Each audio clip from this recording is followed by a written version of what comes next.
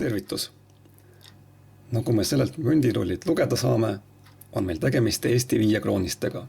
1993. aastal vermitud viiekroonine münt on kuldkollast värvi. Mündi esiküljel on Eesti Vabariigi väike riigivapp. Selline siis. Nii, tagaküljel aga Jaan Koorti skulptuuri metskits kujutis kiri Eesti Vabariik 75 ning nimiväärtus 5 krooni. Münt ongi pühendatud Eesti Vabariigi 75. aastapäevale. See kaalub 7,1 grammi ja läbimõõt on sellel 2,62 sentimeetrit.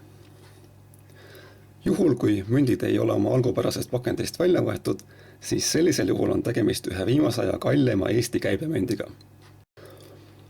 Mündirulli väärtus pangast hankides oli 50 × 5 ehk 250 krooni, mis teeb hetkel 20 euri.